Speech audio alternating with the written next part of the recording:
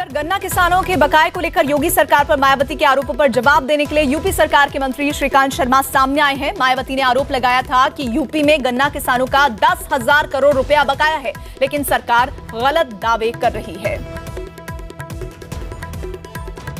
आप लोग चुनाव क्षेत्र में तो उतर गए हैं, लेकिन अंदाजा है 10,000 करोड़ से भी ज्यादा ड्यू है किसानों का। देखिए, पूर्व में कितना था? सपा, बसपा और कांग्रेस 15 साल से ये ड्यूज चल रहे थे।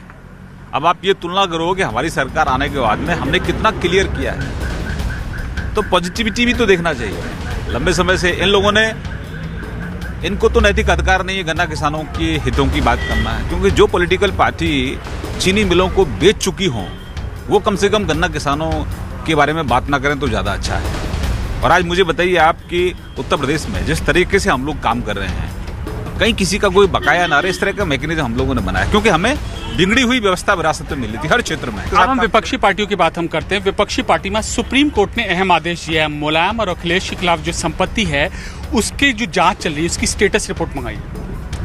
देखिए, कोर्ट ने अपने जो भी आदेश में कहा है तो कोर्ट की प्रक्रिया है, और ऐसे लोगों को कोर्ट की जो प्रक्रिया है उसके हिसाब से अपना काम करना चाहिए। लेकिन इसमें एक और बड़ी चीज़ है, कोर्ट ने बहन मायावती को भी एक नोटिस इशू किया था, एक सुझाव भी दिया था कि जो आपने अपनी मूर्तियों पर जो प्रदेश की गाड़ी कमाई खर्च की है, बीएसपी का जो सिंबल है उसके आपने स्टैचू बनवाए हैं, मायावती जी ने स्वयं अपनी स्टैचू बनवाए हैं, तो जो आपने प्रदेश की जो गाड़ी कमाई है उसका भी तो हिसाब किताब आपको देना चाहिए, उसका पैसा जमा कराना चाहिए। राहुल गांधी आज पीसी करते हैं और राहुल गांधी ने घोषणा की कि वो गरीबी हटाएंगे। 12,000 न्यूनतम आय की उन्होंने घोषणा की है, और इससे ये भी दावा किया है कि 25 करोड़ लोगों को फायदा होगा।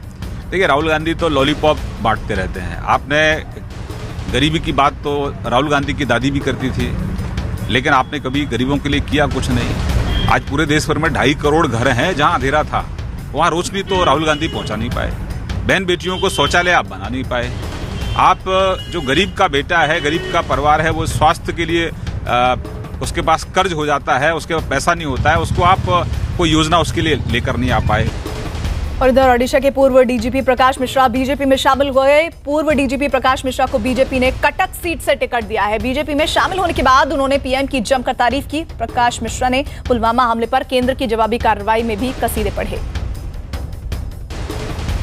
बीजेपी ज्वाइन करने का उद्देश्य यही है कि ये एक ही पार्टी है जो बहुत देश के लिए कुछ करना चाहता है, और मैं इनके कार्यशैली से परिचित हूँ जब मैं दिल्ली में था, और खासकर हमारे जो प्रधानमंत्री है उनका जो दक्षता, उनका जो डेवलपमेंट के प्रति जो पैशन है, और देश का सुरक्षा के लिए जो काम कर रहे हैं, उससे हम सब बहुत प्रभावित हुए हैं। तो इसीलिए मैं बीजेपी में आके कुछ करने का प्रयास करूँगा।